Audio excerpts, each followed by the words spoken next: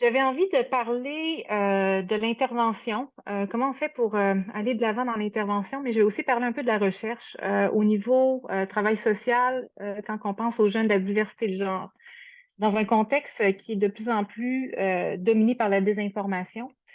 Donc, vous avez peut-être lu l'abstract si vous êtes déjà ici, mais on remarque que le contexte social devient de moins en moins inclusif aux jeunes de la diversité. Là, je vais en reparler plus tard. Il y a des restrictions de soins dans certains pays, proposition de le faire dans certaines provinces. On a vu, par exemple, au Nouveau-Brunswick, on a essayé, en fait, c'est en cours présentement pour empêcher les jeunes trans et non-binaires de changer leur pronom à l'école. On a vu des propositions aussi en Alberta pour réduire les soins d'affirmation du genre. Donc, on va parler un petit peu de ça aujourd'hui parce que des organismes comme l'Association mondiale de santé trans, ben, la CFTS, l'Association canadienne de pédiatrie continuent à être favorables à l'affirmation du genre chez les jeunes, citant les évidences cumulatives de recherche qui démontrent les bienfaits. Donc, qu'en est-il de la situation? C'est un peu ça que je vais discuter aujourd'hui. Donc, le plan, c'est que je vais vous présenter rapidement la réalité des jeunes trans et non-binaires parce que je peux pas euh, assumer que tout le monde comprend tous la même chose. On va regarder un peu ce qui se passe au niveau aussi des discours autour de la transition, de la détransition. Nous allons par la suite regarder qu'est-ce qu'on connaît de la détransition parce que je mène des recherches sur ce sujet-là aussi. Et ça va nous emmener en fait à proposer qu'est-ce qu'on peut faire pour soutenir les jeunes de la diversité de genre, peu importe qui ils sont. Donc, voilà. Donc, qui sont les jeunes trans et non-binaires? Ben, quand on parle d'une jeune personne trans là, ou non-binaire, on parle d'une personne qui a un genre ressenti qui diffère du sexe assigné à la naissance. Aujourd'hui, on sait que être trans, c'est pas un trouble. Ça l'a été longtemps. Quand j'ai commencé à travailler au niveau de ce sujet de recherche-là, c'était encore un trouble. C'était le trouble de l'identité de genre. C'était quelque chose de pathologisé. On essayait de changer l'identité des jeunes. Aujourd'hui, on sait que c'est juste une variation normale d'identité. Ça fait partie de la diversité humaine, rien de plus. En revanche, il y a des gens qui vont avoir une expérience de dysphorie de genre, c'est-à-dire une souffrance, une détresse qui va être causée par une adéquation entre son identité et le sexe assigné à la naissance. On parle de dysphorie de genre dans le DSM, puis on parle d'incongruence de genre au niveau de l'Organisme mondial de santé. Euh, Est-ce qu'il y en a beaucoup? Ben, oui, quand même. Les dernières statistiques, le recensement Statistique Canada parle de 0,79% des jeunes de 7 à 25 ans, ce qui est probablement une sous-estimation parce que si on regarde une méta-analyse internationale, on estime plutôt que c'est 2,7% des jeunes qui sont trans et non-binaires. Vous savez, premièrement, ben, recensement, hein, c'est les parents qui répondent. Donc, c'est possible qu'il y ait des parents qui ne le savent pas, qui ne veulent pas le dire. Il y a des jeunes qui voudront pas. Et ce qui est intéressant, c'est qu'on voit qu'il y a des différences aussi au niveau des provinces canadiennes. Donc, ça varie entre une province et l'autre. Donc, on voit vraiment l'impact du contexte social sur même le désir ou la capacité d'affirmer son genre dans ce genre d'enquête. Mais quand même, c'est une population qui est là. C'est une population qui est quand même vulnérabilisée. Je parle de vulnérabilisée, pas de vulnérable, parce que on va le voir, le contexte social a beaucoup à jouer dans leur situation. Alors, je vais juste présenter un peu qu'est-ce qu'on sait de ces jeunes-là pour mettre un peu la table. Mais on sait que ça, c'est une étude qu'on a fait là, à travers le Canada. Ça s'appelle l'enquête nationale sur la santé des jeunes trans et non-binaires. On vient juste de terminer en fait une autre collecte de données, mais c'est pas encore analysé. Donc ça, c'est les données de 2020. Mais 64% des jeunes qui ont eu des pensées suicidaires au cours des 12 derniers mois, puis 21% qui ont fait une tentative de suicide. Donc, on voit que c'est quand même une population là, qui va expérimenter certaines difficultés sur le plan de la santé mentale, mais c'est lié vraiment à la situation de ce qu'on appelle le stress minoritaire.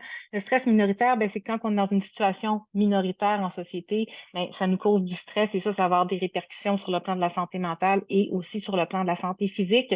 D'ailleurs, il y a des jeunes, je ne l'ai pas mis ici, mais on sait que c'est 42% des jeunes qui ont déclaré là, de la même enquête avoir un problème de santé chronique. Fait qu'on peut voir qu'il y a vraiment un impact sur la santé aussi physique. C'est des jeunes aussi qui vont vivre des violences interpersonnelles. Il y a des risques accrus de vivre des formes de rejet, abus, violences interpersonnelles de l'entourage, des pairs cisgenres dans les cyberespaces. Encore une fois, là, la même étude, 35% ont déclaré avoir été menacés, subi des blessures au cours de l'année précédente. 66% ont été victimes d'intimidation, moquerie, ridiculisation. 9 ont été menacés avec une arme, 46 ont vécu un abus sexuel. Donc, c'est quand même des jeunes qui sont à risque voilà, de rejet et d'abus. Et d'ailleurs, au Québec, on a trouvé une sous-représentation de ces jeunes-là trans et non-binaires au sein de la protection de la jeunesse. Je vous ai dit tout à l'heure que c'était environ 2,1 de la population. Si on regarde les études méta-analyses là, pour savoir combien de jeunes, on a trouvé 4,2 dans la protection de la jeunesse au Québec. Donc, il y a vraiment une sous-représentation, ce qui reflète ce que je viens de vous présenter. Bon, violence de la famille, grande majorité des jeunes se disent souvent en sécurité à la maison, mais vous voyez que il y en a quand même plusieurs qui ne le sont pas. 10 ont été victimes de violences physiques de la part d'un membre de leur famille, 17 témoins de violences dans leur famille, puis 14 ont subi un abus sexuel par un membre de leur famille. Euh,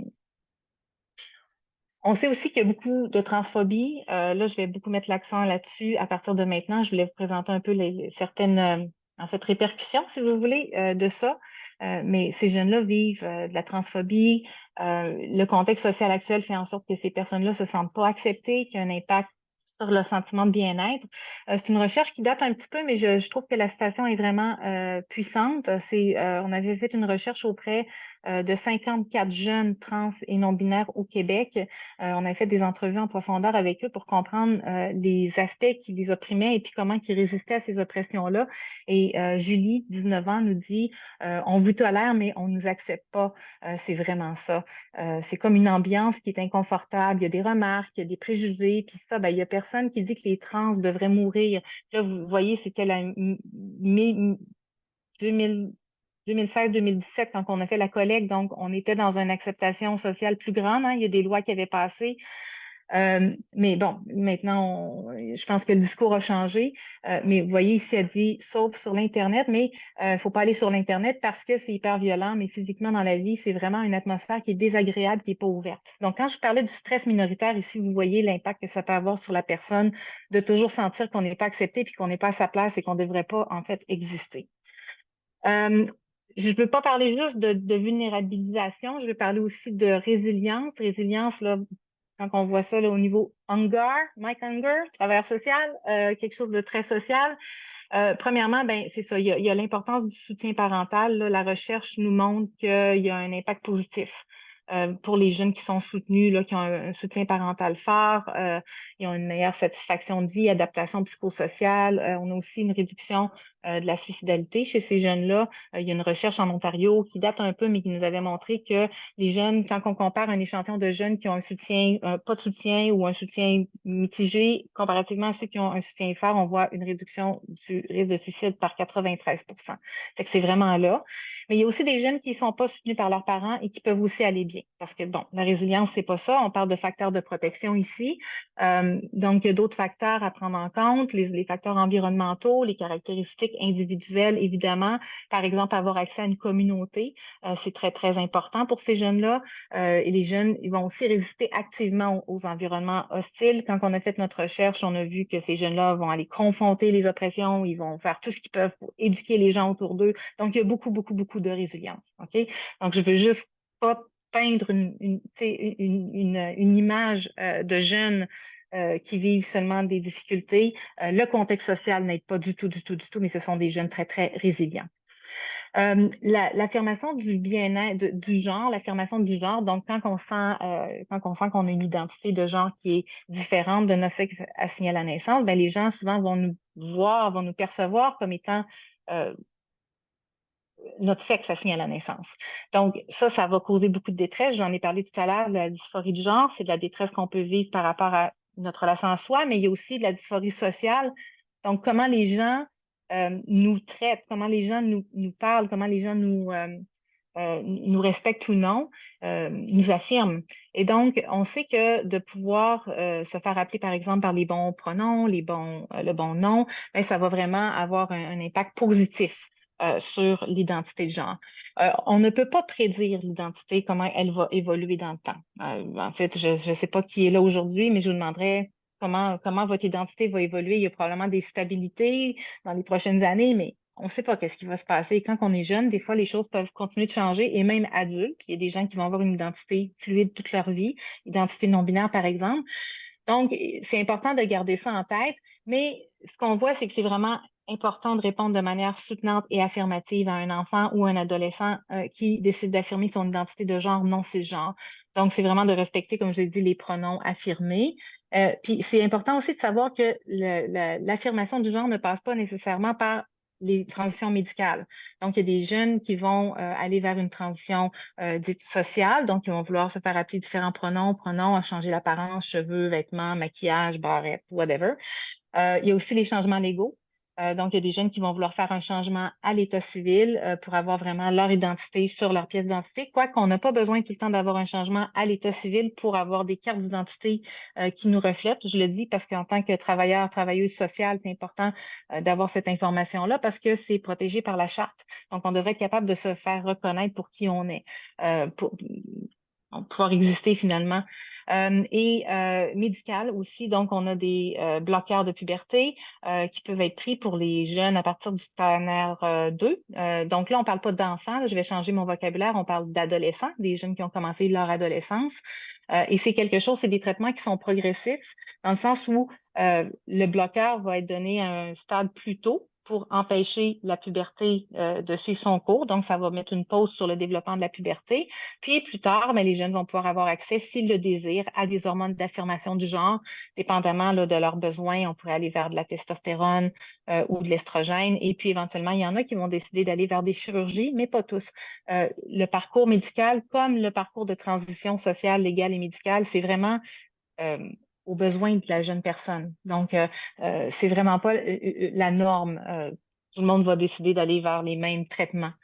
On sait qu'il y a de grands bénéfices à la transition. Les bénéfices sont à court terme et à moyen terme. Jusqu'à 6 ans, là, on n'a pas d'informations sur 50 ans, évidemment, parce qu'on n'avait pas d'accès à ces soins-là avant. Mais ce qu'on voit présentement, c'est que les traitements hormonaux et les bloqueurs de puberté ont une importance. Là, vraiment, ils vont aller diminuer les risques de suicide, la dysphorie, la dépression, les problèmes de santé mentale. Et on voit aussi que, c'est ça, on a mis ici le Tordoff et Al, c'est une équipe qui a vérifié en fait comment les jeunes, comment la santé mentale des jeunes évolue avec deux groupes, un qui n'avait pas reçu ces interventions-là, pas parce qu'ils les ont pas empêchés, mais parce qu'il ne pouvait pas y avoir accès, et d'autres qui y avaient accès, et on voit vraiment qu'il va y avoir ceux qui n'ont pas eu accès, vous voyez, le taux de suicide a augmenté 2 à 3 fois, tandis que ceux qui ont eu accès, la dépression diminué de 60%, suicide 73% après 12 mois de suivi.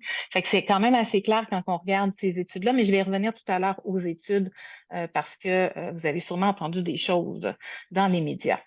Donc, les bénéfices, c'est ça. Là, ici, c'est plus des recherches qualitatives parce que je pense que c'est important aussi d'avoir le senti de ces jeunes-là qui vivent ça. Nous, on a fait des recherches dans des cliniques d'affirmation du genre où est-ce que les médecins prescrivaient des hormones.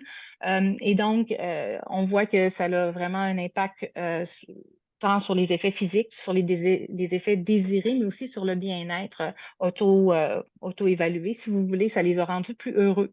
Ici, vous avez Joseph qui dit qu'avant, il se frappait le bras sur le mur parce qu'il était malheureux, puis maintenant qu'il reçoit un traitement de testostérone, ça va mieux, il se sent plutôt bien. C'est comme s'il y avait le sentiment que les choses allaient s'améliorer. Donc, c'est un bon moment. Euh, qui s'est pas senti mal dans sa personne. Évidemment, les soins d'affirmation du genre, ça ne réglera pas tout parce que je vous ai dit qu'il y a le contexte social autour de l'enfant, mais on va revenir à ça. Mais vous voyez que si on regarde là, comment les jeunes s'auto-évaluent, on voit qu'il y a quand même un impact positif. Et on a aussi d'autres ici, là, j'ai mis Héloïse, 16 ans. À ce moment-là, le simple fait d'avoir en main une prescription nécessaire pour amorcer la prise d'hormones, savoir que je vais bientôt entreprendre le processus, ça me rend déjà plus heureuse. Donc, ça donne quand même, ça va avoir un effet sur l'anxiété, sur les perspectives du futur. Ça a vraiment un impact sur le bien-être. Donc, les bénéfices de la transition, là, si on regarde ça, qui en prend, qui en prend pas, je vous ai dit, c'est pas tout le monde qui va aller vers ça. Encore une fois, de l'enquête nationale sur la santé des jeunes trans et non-binaires, on a vu qu'au Canada, 12% avaient déjà pris des bloqueurs d'hormones, 44% ont pris des traitements hormonaux d'affirmation du genre. Ici, je parle de jeunes de 14 à 25 ans. OK? Donc, voilà. Puis, parmi les personnes qui n'en avaient pas pris, on voit que 20% prévoyaient ne pas en prendre du tout, puis 36% étaient encore en questionnement. Les autres, ils ont rencontré des barrières d'accès qui les ont empêchés d'y avoir accès. Donc, c'est pas un portrait qui est homogène. Il y a des besoins, différents besoins et différentes façons d'affirmer son genre, et ça, c'est vraiment important de l'entendre. Les soins sont encore difficiles, même si on a l'impression que ça va, je vais utiliser le mot ça va très vite parce que c'est quelque chose qu'il y avait dans un reportage il n'y a pas longtemps. Mais quand on regarde les recherches, on voit que c'est pas si vite que ça. En moyenne, une jeune personne va attendre 4,3 années pour accéder à des soins d'affirmation du genre, puis 15 mois pour obtenir des hormones. Puis même quand le jeune va prendre conscience de leur identité de genre plus tôt, donc vers l'enfance, 69 n'ont pas reçu de prescription avant l'âge de 14-15 ans et même plus tard dans certaines cliniques. Tantôt, je vous ai parlé d'une recherche dans 3 cliniques canadiennes. Ça, c'était la dimension qualitative où nous, on rencontrait les jeunes en entrevue. Ça, c'est une recherche en fait, c'était 2 recherches conjointes, là. Ça, c'était la recherche quantitative dans 10 cliniques canadiennes où on a fait vraiment des sondages pour essayer de comprendre, là, de voir qu'est-ce qui se passait au niveau de ces jeunes-là. Le manque de formation des professionnels contribue souvent à l'accès aux difficultés. Et puis, si vous regardez à droite, vous avez le petit graphique ici, là, où ça vient c'est ça, de l'enquête nationale sur la santé des jeunes trans et non-binaires, donc pas le même projet, mais on voit ici qu'il y a encore des gens qui se sentent énormément mal à l'aise ou très mal à l'aise à aller parler de leurs besoins en matière de santé. Voilà, par région. Donc, de façon générale, c'est difficile pour ces jeunes-là. Bon, on parle de restriction d'accès aux soins. Là, vous allez dire, mais là, si c'est si important, si bon, pourquoi? Là, il y a des pays qui commencent à restreindre.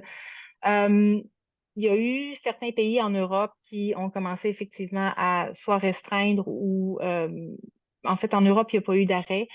Aux États-Unis, il y en a eu dans plusieurs États. Je pense que vous êtes au courant qu'il y a plusieurs États aux États-Unis qui ont complètement banni l'accès aux soins d'affirmation de genre pour les mineurs.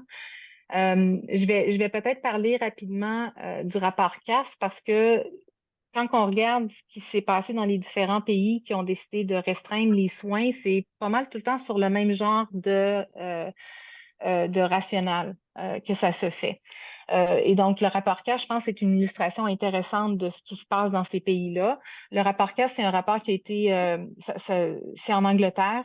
Il y a eu 2018-2019 une jeune qui a détransitionné, qui est allée en cours contre la clinique, qui a demandé, qui a offert des soins d'affirmation de genre. Et la jeune a eu une mastectomie, l'a regretté par la suite et a décidé d'emmener la clinique en cours. Et donc, ça l'a alerté. Bon, c'est parti dans les médias, tout le monde a eu peur. Et là, il y a eu un rapport qui a été commissionné et c'est le rapport de Hilary Cass, qui est une pédiatre qui ne travaille pas en fait sur ces enjeux-là. Elle a beaucoup d'expertise, mais c'est pas quelqu'un qui travaille en santé trans. C'était important pour eux d'avoir une certaine objectivité dans la rédaction du rapport. Je pourrais revenir à ça tout à l'heure. Et elle a fait un rapport, elle a commissionné, je pense, 6 études systématiques de la même équipe, des études systématiques, des méta-analyses puis des revues systématiques. Et ils ont parlé aussi à quelques parents, quoi que c'est pas clair quelle méthodologie ils ont utilisée pour les autres. Ce qu'on voit si on lit le rapport, c'est quand même un rapport assez volumineux, c'est que ça considère vraiment les revues systématiques et les méta-analyses comme les meilleures sources d'évidence parce qu'elle peut être reproduite, solide, puis éliminer le biais. C'est vraiment ce qu'ils disent dans ce rapport-là. Euh, Ce qui est intéressant, je ne sais pas si les gens qui écoutent sont vraiment comme bien informés sur les méthodologies. Une méta-analyse, par exemple, c'est une étude qui va aller chercher des centaines d'études publiées sur un sujet et qui va discriminer, qui va en garder juste quelques-unes. On peut partir de 2000 études et se ramasser juste avec 50. C'est un peu ce qui s'est arrivé dans le CAS Report. Les méta-analyses qui ont été utilisées ont dit que les évidences étaient faibles. Tout ce qu'ils ont trouvé, c'était pas faible. Faut savoir que ces études-là vont juste faire appel à un certain type d'études, des études randomisées, des études de cohorte, des études de cas contrôlés. Maintenant, si on essaye de voir l'impact de l'hormone non-thérapie sur le bien-être, vous voyez qu'il y a peut-être déjà un enjeu parce que le bien-être n'est pas juste conditionné par la prise d'hormones. Donc, si on prend des études de cohorte, des études randomisées pour voir l'impact précis de quelque chose sur quelque chose, bien évidemment, ça va nous donner quelque chose de très limité comme compréhension. Donc, ces études-là ont vu que le bien-être ne s'améliorait pas. Mais c'est certain que si on prend de la testostérone, puis qu'on sort de chez nous, puis qu'on est agressé à chaque fois qu'on va à l'école, je connais pas un jeune qui va se sentir bien. Donc, vous voyez un petit peu c'est quoi le problème avec ça. Donc, c'est important d'avoir, et vous allez voir, ça va être un peu mon argument pour le reste, c'est important d'avoir une hétérogénéité de connaissances et de façons de comprendre. OK? Donc, si on fait juste se concentrer sur un type d'étude, ben, en fait, ça va mettre dans l'ombre plusieurs choses.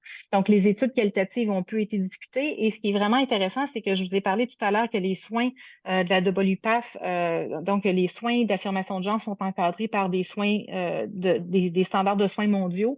Ces standards-là ne sont pas cités une fois dans le rapport CAS, et pourtant, c'est la WPATH, c'est la World Professional Association of Transgender Health, qui existe depuis 1979, qui en est rendue à sa 8e version des standards de soins et qui, elle, suit un processus Delphi. Donc, c'est une recension de tous les écrits, c'est la rédaction de principes, et ensuite de ça, c'est un processus Delphi avec les chercheurs et les praticiens pour arriver à des consensus par rapport à comment on intervient. Donc, vous voyez ici que ça nous donne une vision certaine de quelque chose, des rapports comme celui-ci, mais ça a quand même ombrage, ça met dans l'ombre plusieurs types de connaissances. Et malheureusement, il y a plusieurs organismes qui sont sortis publiquement pour exprimer leur critique face à ce rapport-là, tandis que, par exemple, la World Association of Sexual Health puis l'European Federation of Sexology, eux n'ont pas critiqué le rapport CAS directement, mais ont dit on a déjà les évidences, vous devez vous baser sur les standards de soins de la WPATH. Donc, vous voyez que c'est pas, même si, ce qu'on voit, c'est que même s'il y a parfois des rapports qui sortent et que ça va avoir des impacts vraiment directs sur l'accès aux soins, il y a quand même un consensus scientifique autour de ça qui critique ces rapports-là, mais on n'entend pas cette voix-là. Donc, je fais juste vous soulever ça comme ça parce que c'est très important. Donc, ce qu'on voit, c'est qu'il y a des angles morts dans ces rapports-là qui essayent d'encourager à restreindre les soins d'affirmation du genre. Il y a une absence généralisée d'acceptation au sein de la société, c'est pas du tout mentionné. La détresse psychologique puis la faible estime de soi, le fait que ce soit créé par la stigmatisation et la victimisation, c'est pas du tout mentionné. Par ailleurs, si ça vous intéresse, mes collègues Dubois et Juster 2022, vous irez voir leur étude parce que Robert-Paul Juster, c'est un professeur en psychiatrie à l'Université de Montréal et lui, il collecte des échantillons de salive pour être capable de comprendre la charge allostatique. Donc, comment en fait le corps réagit à des espaces, à du stress. Et il s'intéresse vraiment aux personnes LGBTQ+. Et on voit vraiment que le stress causé par l'extérieur va vraiment avoir un impact énorme sur la santé mentale des gens. Donc, vous voyez, c'est ça en fait l'enjeu et le stress minoritaire n'est pas pris en compte. Donc là, je vais vite, mais pourquoi donc, qu'est-ce qu'on voit? Je viens de vous parler un peu de ce qu'on connaît. Moi, ça fait plusieurs années que je travaille dans ce domaine-là. Et là, pourquoi qu'on voit dans les médias toutes sortes de choses? Donc, on voit qu'il y a eu une augmentation récente des discours entourant la détransition puis les discours haineux dans les médias. On parle de détransition, là, vraiment, là, j'ai mis quelques petits exemples ici, là, mais un peu partout dans le monde, on le voit. Au Québec, on a eu un super reportage il y a j'ai eu une place de choix dans ce reportage-là, où est-ce qu'en fait, on disait qu'il n'y avait pas de preuve que les soins aidaient. Donc, puis on voit tout le temps la même chose qui se produit, et ça, c'est pas de mon subjectif, en fait, parce qu'on a fait une étude pour essayer de comprendre les discours de la détransition dans les médias.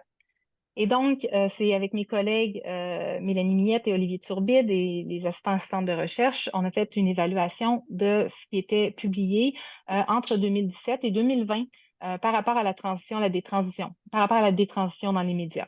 Donc, c'est toute la presse publiée et en ligne, en français et en anglais. Et il y a eu une analyse vraiment, là, c'est des Mélanie Turbide puis Mélanie Millette et Olivier Turbide sont des spécialistes là, des communications puis des médias, c'est ça leur travail. Et ils ont fait vraiment une analyse fine pour voir c'est quoi les discours qui ressortent des médias. Et ils se sont rendus compte que finalement, il y a toujours une espèce de narratif qui dit que la détransition est présentée comme une erreur à prévenir, que les biais négatifs, il y a des biais négatifs contre les transitions de genre, donc on va essayer d'éviter ça. Le personnel médical est présenté comme responsable de mauvais diagnostics ayant mené à une transition. Puis malheureusement, on va juste voir des illustrations de fluidité dans le genre, puis de cas plus positifs dans 5% des articles. Donc, vous voyez qu'il y a vraiment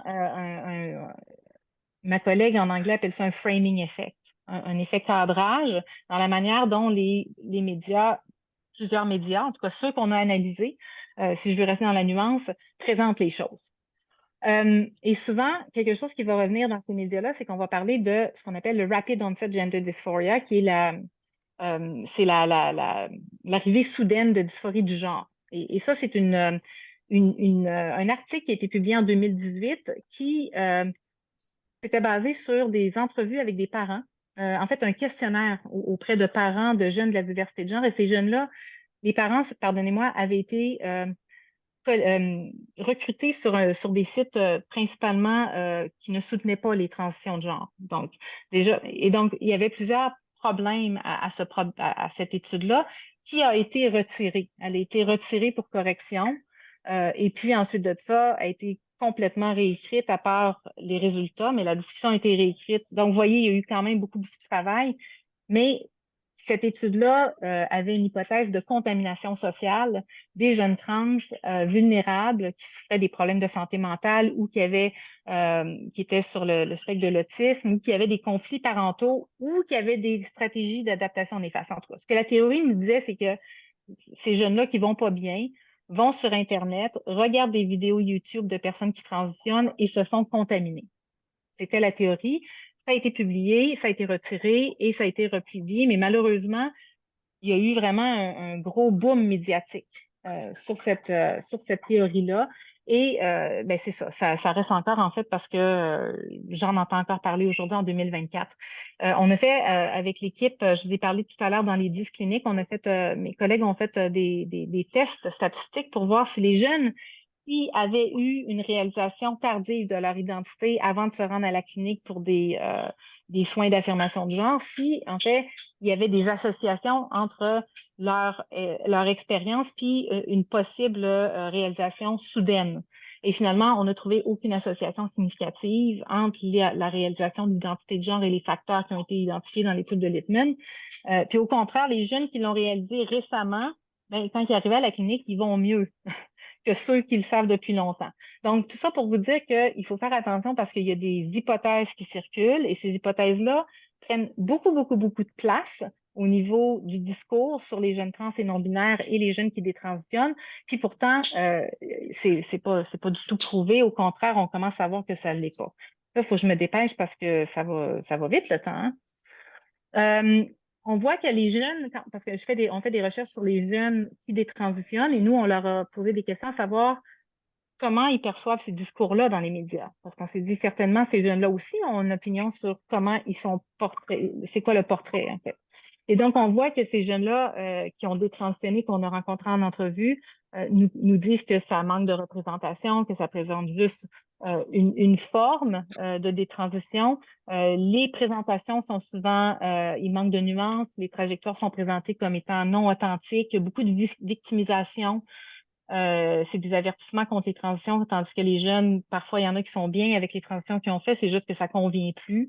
Et il y a aussi beaucoup de politisation et d'instrumentalisation de leur expérience. Donc ça, c'est les jeunes détransitionnaires qui nous disent ça par rapport à ce qu'ils voient dans les médias.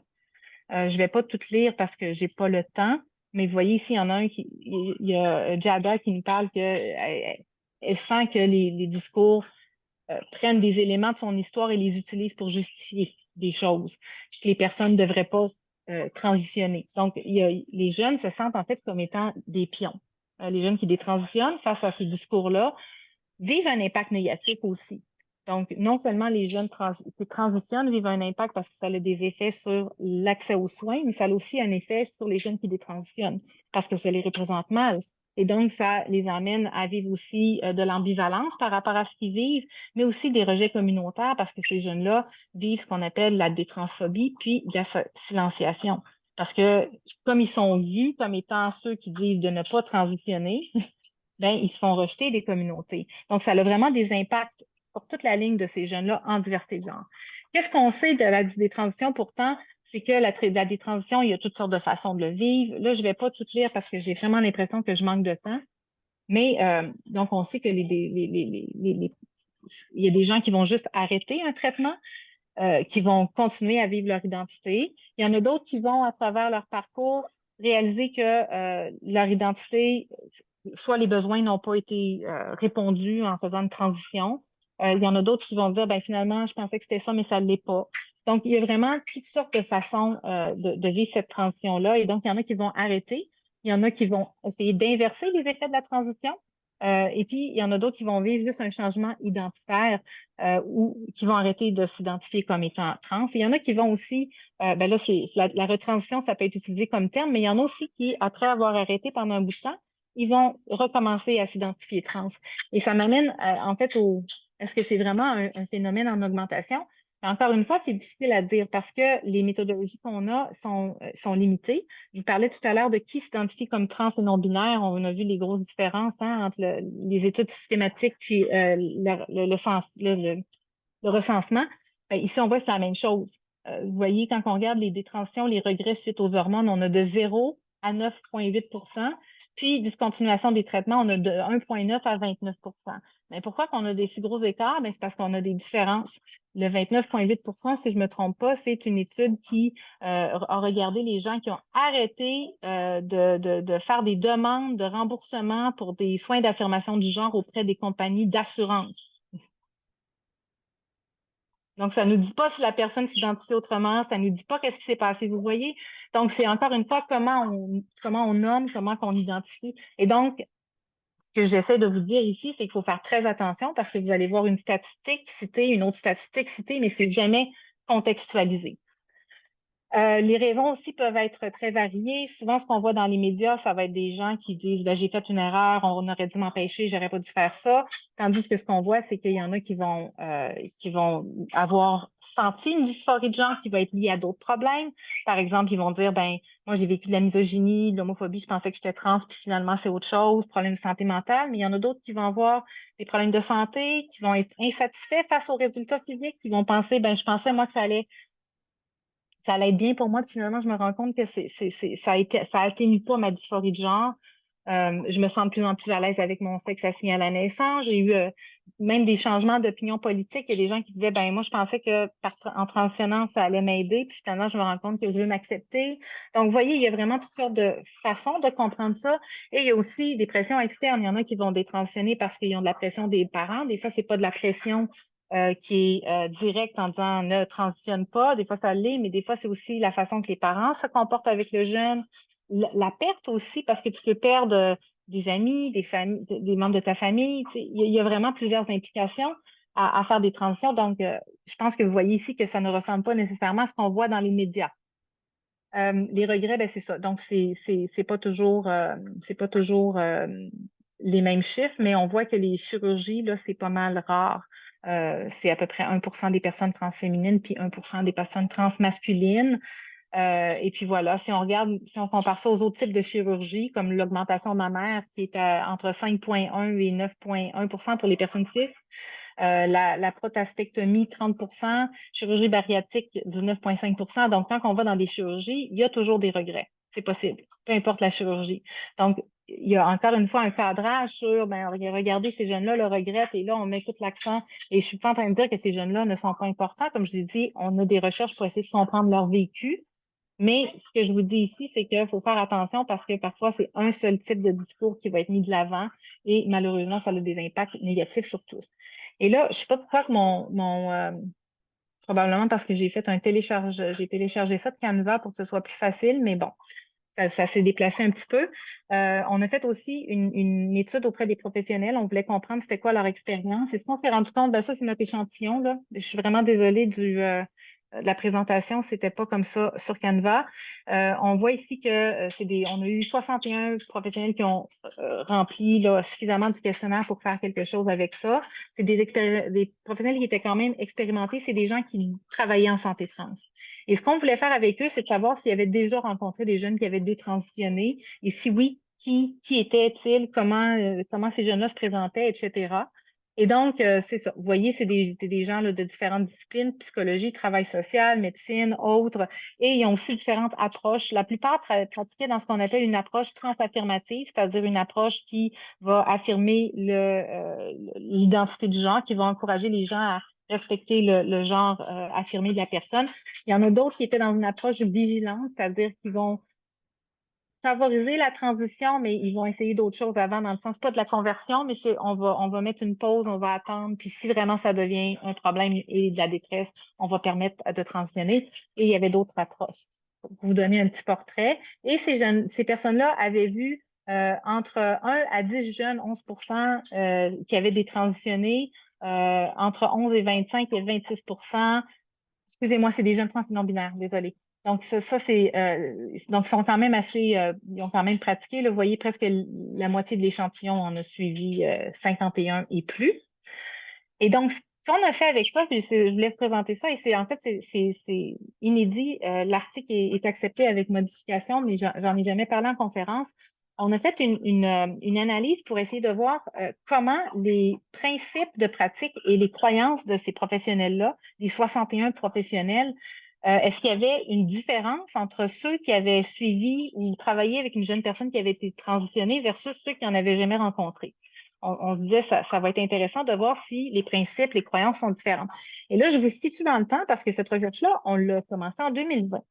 Et au moment où on a fait la collecte de données en ligne, il n'existait pas d'études empiriques sur la détransition, sauf l'étude dont je vous ai parlé tout à l'heure sur le Rapid Onset Gender Dysphoria, qui est une étude qui a été retirée.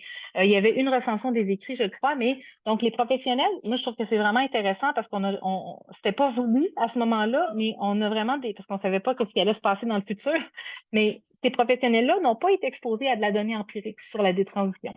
Ces professionnels-là, que je vais vous montrer les données, ont juste eu ce qui se passe au niveau des discours. OK? Donc, qu'est-ce qu'on a trouvé? C'est qu'il y a vraiment on a trouvé des différences significatives entre les deux groupes au niveau des croyances et des principes qui sont appliqués. Là, je ne vais pas rentrer dans tous les détails, mais on a trouvé, par exemple, des différences significatives entre ceux qui ont suivi des jeunes qui ont des transitionné versus ceux qui n'en ont pas suivi par rapport à la croyance. Je pense que les jeunes ont accès à la transition médicale trop rapidement.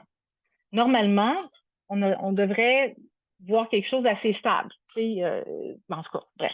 Mais ce qu'on voit, c'est qu'il y a une différence significative entre ceux qui ont suivi des jeunes qui ont transitionné. Davantage de professionnels qui ont rencontré ou qui ont suivi des jeunes qui ont des transitionnés étaient tout à fait d'accord ou plus d'accord avec l'affirmation que ceux qui n'en avaient pas rencontré. Mais bon, ça, c'est une croyance. Fait qu'on pourrait dire que ça peut changer de toute façon. Mais ce qui est intéressant, c'est, vous en avez un autre ici qui est au niveau des réseaux sociaux. Est-ce que les jeunes sont influencés par les réseaux sociaux ou pas pour transitionner concernant l'identité trans? Bien, vous voyez, les professionnels qui avaient rencontré des jeunes les jeunes de la diversité présents en des transitions étaient plus nombreux à être fortement d'accord avec cet énoncé-là que ceux qui en avaient jamais, qui avaient pas rencontré ou suivi des jeunes qui ont détransitionné. Fait que ceux qui ont rencontré des jeunes qui ont détransitionné sont plus à risque de penser que les jeunes qui sont en contact avec les médias sociaux, ça va avoir un impact. Donc, c'est vraiment intéressant. Peut-être le dernier, ça, plus un principe qu'une croyance, c'est le soutien parental à l'affirmation du genre est essentiel pour assurer le bien-être. Et là, on voit que les professionnels qui ont suivi ou rencontré des jeunes qui ont détransitionné avaient tendance à être plus incertains ou en désaccord avec ce principe-là que ceux qui en avaient rencontré. Et ça, c'est vraiment intéressant parce que la recherche nous montre que le soutien parental est très, très important dans le bien-être. Je vous en ai parlé tout à l'heure avec les recherches. Donc, ce que ce projet-là nous montre, c'est que, premièrement, les jeunes qui ont suivi, les professionnels qui ont suivi des jeunes qui ont détransitionné, c'est quand même faible, là, on n'en a pas beaucoup. On n'a pas été capable de montrer des liens entre le taux de détransition et les pratiques professionnelles parce que souvent, ils disent ben, les professionnels qui travaillent comme ça, c'est eux autres qui causent la détransition. Nous, on n'a pas été capable de voir ça. Je crois qu'il y a quand même des limites. Mais ce qui est intéressant, c'est que nous, on a proposé qu'il y peut-être il y avait un billet de confirmation peut-être qui s'installait parce que, considérant que les médias ne peuvent pas changer l'opinion d'une personne, là, ça, c'est la recherche le montre, tu ne peux pas changer l'opinion de quelqu'un avec des médias. Ce que tu peux faire, par exemple, c'est attirer l'attention sur quelque chose avec les médias. C'est ça que ça fait, les médias, ça attire votre attention. Ben, on s'est dit que les professionnels qui ont rencontré des jeunes qui ont détransitionné, même s'ils en ont juste un ou deux ou quelques-uns, ben, ils ont peut-être prêté plus attention à la couverture médiatique sur la détransition et ça a eu un impact probablement sur comment ils comprennent les principes et qu'est-ce qu'ils mettent de l'avant. Donc, c'est quand même quelque chose qui est intéressant. Ça sera publié, on l'espère, bientôt. Euh, une pratique, bon, donc là, je vais m'en aller vers la conclusion, mais c'est ça. Donc, si on regarde, qu'est-ce que ça nous donne, toutes ces compréhensions-là, tout ce que je viens de vous parler, là, de la transition, de la détransition, des médias, etc., puis on parle du travail social. Tu sais, si on parle d'une critique, une pratique critique en travail social, en recherche et intervention, ben on sait que le travail social, ça se distingue parce qu'on a pour but l'éradication de l'oppression, tant au niveau des causes, racines, que des effets. On sait aussi que des pratiques dites critiques, ça vise à contester les formes, les structures de domination. Ben, je pense qu'ici, vous voyez qu'on a déjà des pistes pour travailler avec les jeunes trans et non-binaires et les jeunes détransitionnaires et les jeunes two-spirit, dont je n'ai pas parlé aujourd'hui parce que j'ai pas assez de temps. Mais tout ça pour dire qu'il y a la cisnormativité, l'hétéronormativité, mais on a aussi la hiérarchie des connaissances. Qu'est-ce qui est considéré comme une connaissance importante? Les études systématiques versus les études qualitatives. Donc, je pense qu'en tant que travailleurs sociaux, travailleuses sociales, c'est important de justement contester des structures de domination, c'est de la connaissance, c'est comment on comprend le savoir. Il y a aussi des différences, il peut y avoir aussi des dominations au niveau disciplinaire, médecine versus travail social. Je sais quand on s'engage dans la recherche et qu'on produit de la connaissance en travail social, parfois on se fait dire, moi je me le fais souvent dire comme parent, ben, t'es pas objectif, pourquoi tu fais de la recherche, c'est pas bon, c'est pas aussi valable que d'autres types de recherche. Donc, le travail social, notre travail, ça vise à confronter ça. Donc, ça, c'est une première piste. Comment on fait pour intervenir si on pense à ça, à une approche anti-oppressive et qu'on sait en fait que l'identité de genre peut demeurer fluide puis qu'il n'est pas possible de prédire comment celle-ci va, où les besoins vont évoluer. Mais tout ce qui peut nous emmener, c'est vraiment de penser à aller avec tous les jeunes qui affirment une identité de genre qui est différente. On ne sait pas s'ils vont transitionner, détransitionner ou quoi. C'est impossible de le savoir. On peut juste y aller vers le consentement éclairé. Bon, là, c'est quoi le consentement éclairé? C'est un concept légal, c'est une décision autonome. Il faut comprendre la possibilité là, de prendre cette décision-là, la capacité. Normalement, on peut voir ça comme un document qui va donner un accord, mais le consentement éclairé, c'est plus que ça aussi. C'est vraiment d'être capable de comprendre toutes les informations qui nous sont données, les risques, les alternatives, les implications de traitement, etc. Euh, quand on voit les évidences sur les jeunes qui détransitionnent, ben, ça nous permet en fait de comprendre peut-être qu'est-ce qu'il faut explorer avec les jeunes quand on parle de consentement. Si les jeunes, si on dit, ben, est-ce que tu es d'accord avec les effets secondaires? Oui, signe ici. C'est pas nécessairement un consentement éclairé qui est complet. Je pense que un consentement éclairé, c'est peut-être de justement travailler avec les jeunes de façon non contraignante, parce qu'on ne peut pas forcer les jeunes à travailler avec nous, mais d'essayer de travailler avec eux pour qu'ils comprennent, qu'ils se projettent peut-être dans le futur et qu'ils disent, ben, tu sais, il y a des jeunes qui, plus tard, décident que ça ne fonctionne pas et que ça ne répond pas à leurs besoins. Toi, comment tu te sens si c'est ça qui t'arrive? Est-ce que tu es bien avec cette décision-là, de savoir que peut-être plus tard, ça ne te convient pas, mais qu'aujourd'hui, ça te convient. Et on n'est pas en train de dire que ça ne te convient pas du tout, c'est juste de réfléchir. Et si la personne se sent bien avec l'idée possible un jour que ça lui arrive, ben, ça fait partie du consentement éclairé. Donc, il y a aussi, je pense, l'importance de revenir à la Convention des Nations Unies sur les droits de l'enfant. La non-discrimination, de travailler dans leur meilleur intérêt, la vie, le droit à la vie, à la survie, au développement. Il n'y a pas un jeune trans et non-binaire ou un jeune de la diversité de genre qui va se développer, qui va s'épanouir dans une société qui ne lui donne pas accès à des soins nécessaires et qui va aussi, en fait, c'est ça, qui va pas les affirmer dans qui ils sont. Et aussi le droit d'exprimer sa vision. Donc là, je ne vais pas lire ça, mais vous pourriez peut-être aller voir, il y a un guide de l'Organisme mondial de santé qui parle comment justement aller dans des processus de prise de décision. Et là, peut-être que vous dites pourquoi le travail social, est-ce qu'on a besoin de ça? Ben, on ne parle pas juste d'intervention médicale, ici on parle de transition sociale, toutes sortes de choses. Il y a aussi l'idée qu'en travail social, on ne fait pas juste de l'intervention individuelle, hein, on travaille au niveau des communautés. Et donc, je pense que devant un contexte social de moins en moins favorable, les travailleurs sociaux, les professionnels en travail social peuvent aussi soutenir les jeunes et leur entourage à agir sur leur environnement. C'est important, l'éducation, je pense que vous le voyez, il faut connaître les évidences pour être capable de se démêler un peu dans ce qui existe. Mais aussi, je pense que c'est de faire appel à des méthodologies favorisant la conscience critique, des groupes autogérés, par exemple, parce que si on donne une information, ben, la personne ne la comprend pas nécessairement. Je pense que ce qui est important, c'est d'être capable de le comprendre par soi-même, et c'est ça qui va favoriser des approches d'émancipation et l'empowerment des gens. Et puis, on peut aussi travailler avec le même type d'approche avec les parents pour permettre justement de les soutenir dans la confrontation des milieux délétères au bien-être de leurs jeunes et de se soutenir ensemble. Donc, on voit qu'il y a beaucoup pour le travail social à faire. Évidemment, il faut faire attention. Et là, je veux juste dire un mot peut-être sur la recherche. Je pense qu'on voit qu'il y a encore besoin de faire de la recherche, mais je pense que dans une approche travail social, c'est de ne pas faire pour, c'est de rester prudent, d'impliquer les jeunes, de reconnaître leur agentivité, leur expertise. Euh, Ils sont résilients, sont capables, ces jeunes-là. Donc, c'est de les impliquer dans ces processus-là, peu importe le type de recherche que vous faites.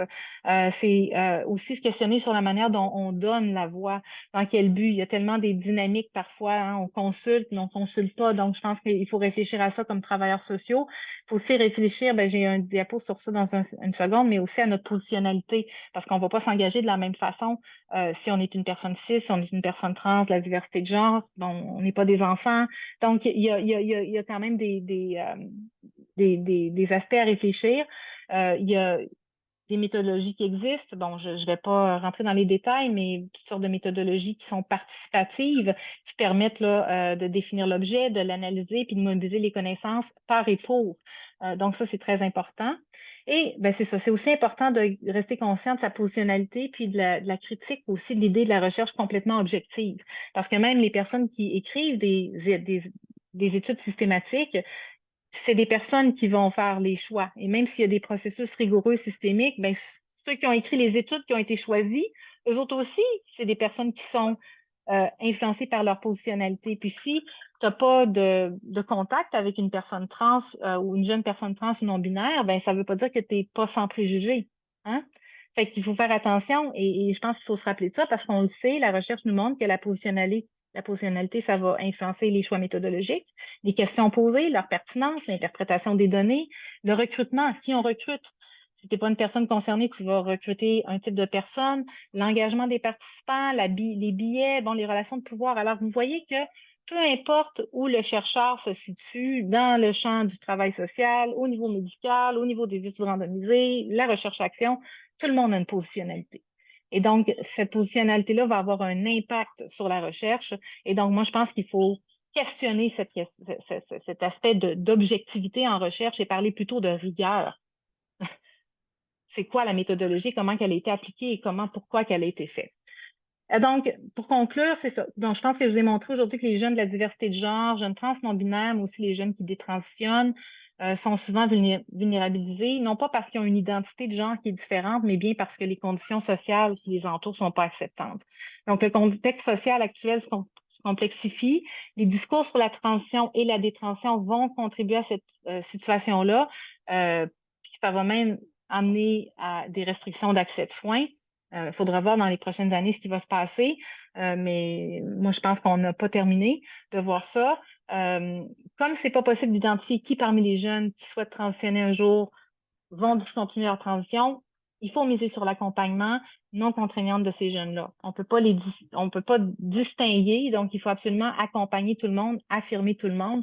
Et là, ben, je pense que j'ai le goût de dire aux gens qui sont encore là et qui écoutent, euh, quel enfant n'a pas besoin d'être affirmé pour son identité? Tous les enfants ont besoin d'être aimés, d'être affirmés pour qui ils sont, de se sentir bien comme personne. Et donc, au final, quand on travaille avec des jeunes trans et non-binaires, c'est la même chose. Et peut-être miser sur l'importance du consentement éclairé, mais aussi faire appel à des méthodologies qui vont permettre la confrontation des oppressions, autant pour les jeunes que les familles, et aussi mobiliser ça au niveau des décideurs publics. Donc, voilà.